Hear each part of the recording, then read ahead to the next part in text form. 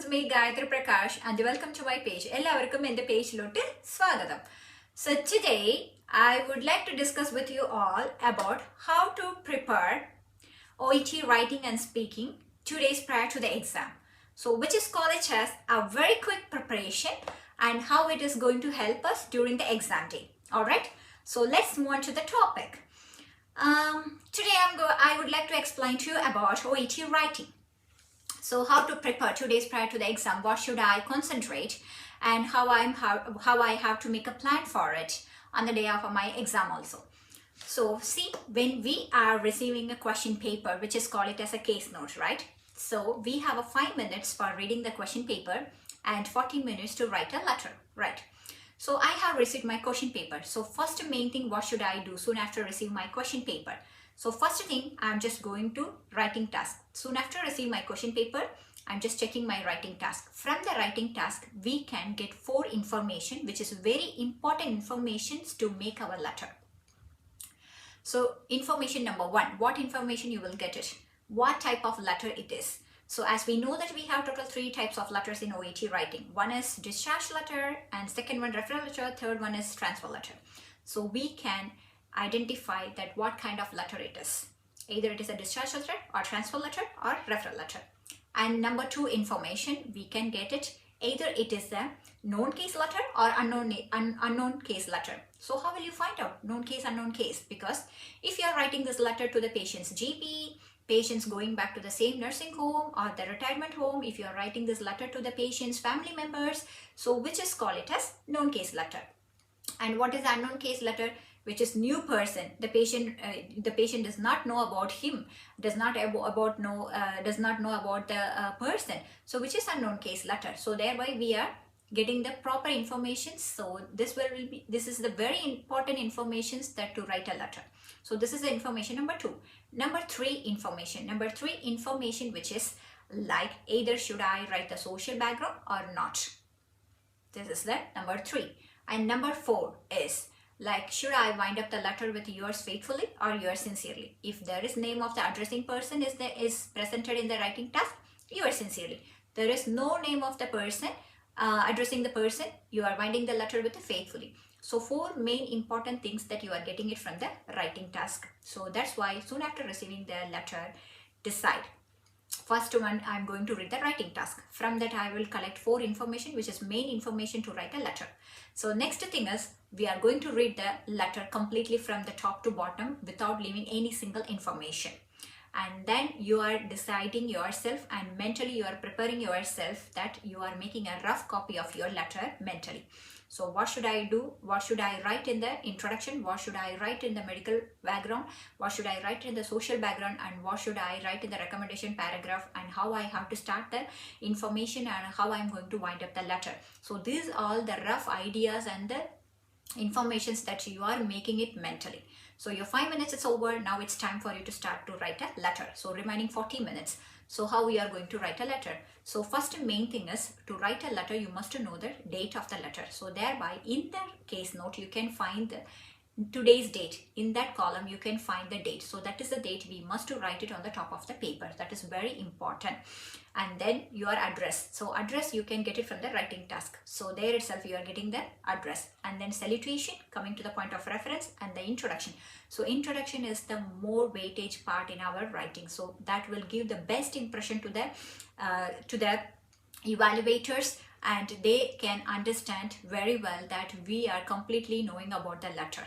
So in the introductions that we are showing our best. So mainly in the purpose. So purpose, please try to avoid writing of further care and management, ongoing care and management, continuous care and management. No, it is under olden days that we were just writing like this. So nowadays, please specify the purpose. For what purpose you are writing this letter to that person, so that you can collect it from the discharge plan. You can select which is the best one to write it over there, and you please write it in that introduction as a purpose. So that will really help you to get a mark in the introduction part.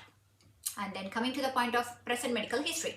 So present medical history, we have to decide if it is the hospital admitted person, which means we have to start from the date of admission and wind up with the date of discharge.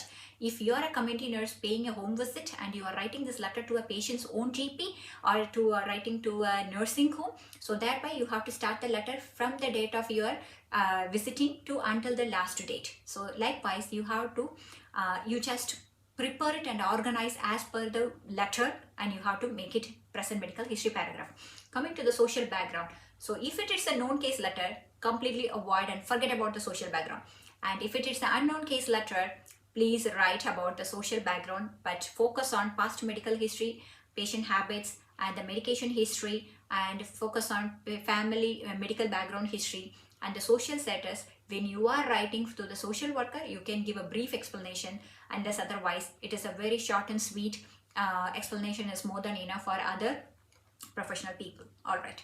And coming to the recommendation paragraph. Recommendation paragraph is a very important paragraph when you are referring your patient under someone's care and what they should do. So you are writing it in a very requesting way by using, it would be greatly appreciated if you could. Most importantly, please kindly, and more significantly, like this kind of words that you can use it, and you can just wind up the letter. And then coming to the point of conclusion, very simple conclusion is more than enough, which is, please contact me for further details.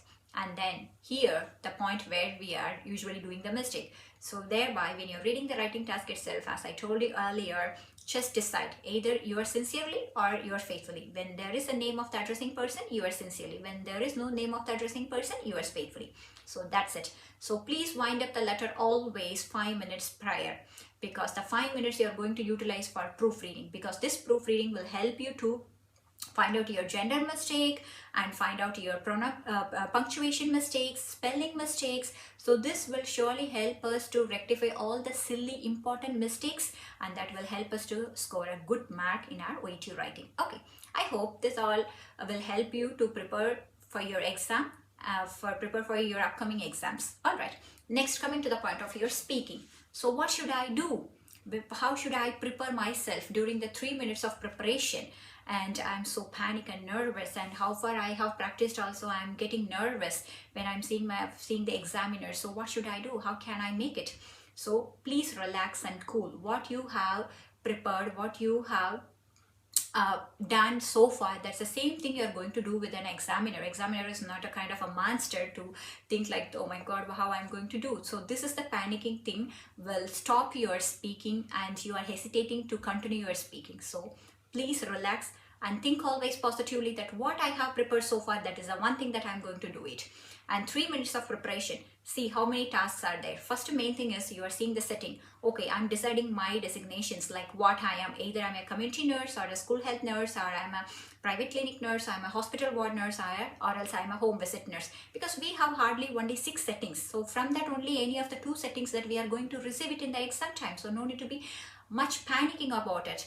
And then coming to the point of your setting. After setting, you are coming to the point of nurse description. Read the nurse description and understand 3 things you can get it from the nurse description mainly. One is, what is the role of the examiner? Either the examiner will act as a patient or patient bystander. Second thing, you are going to know about the patient condition. So which means a topic. What is the scenario? Either it is a scenario about the vaccination, scenario about the post-operative recovery, scenario about the home, scenario about the disease condition, or scenario about the PICC line insertion, scenario about the colonoscopy. So what is that scenario? That you can get it from the nurse description. And the third thing, what you can get it, what is the current problem, what I am going to talk to the examiner, who is acting as a patient or patient bystander.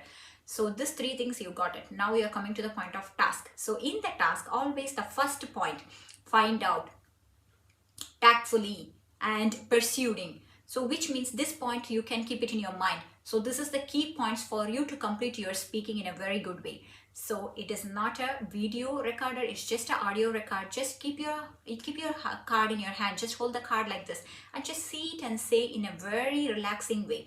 At the same time, time management is very important. So instead of when you're initiating all the time, may I know your name please, may I know your name please, like that, instead of asking that one, when your preparation time itself, please ask the examiner if they did not give the name of the patient in your role play card. Please ask the examiner, how may I address you during the role play? That's it. So start very directly with the name of the patient. So that is very helpful for you to consume your time. And then also you are just start with first collect the history and then give an advice and education and clarify the doubts and wind up the conversation. And if it is an education kind of the conversation, please always wind up with the pamphlets or wind up with the leaflets or brochure. And if it is kind of a conflict kind of the role play, and at last patient is okay with your suggestions, always wind up with thanks for your cooperation. And if it is a surgery, always wind up the conversation with I wish you for a successful surgery. And the patient is getting recovery and going home, I wish you for a speedy recovery. And if it is kind of a normal talk, say the patient, thanks for patient listening and have a good day. So likewise, please wind up the speaking topic as per the situation. Don't go always the same way, like have a good day, I wish you for a speedy recovery. No, say as per the role play, you can just wind up the session. So this is the 3 things that we need to remember in our role play preparation time. So one is setting, nurse description, task. Just find out the first key points of the task. That is more than enough for you to complete your task in a good way, because we have the role play card in our hand. All right. I hope that this all information will surely help you for your upcoming preparation exam. And yes, best of luck. Do your exam good. And whomever wants to join for our classes, and we have a mock batch, and we have a 60 days, 30 days, 40 days packages. All the class types are available, and whomever wants to join for the class, our number has given in our description. So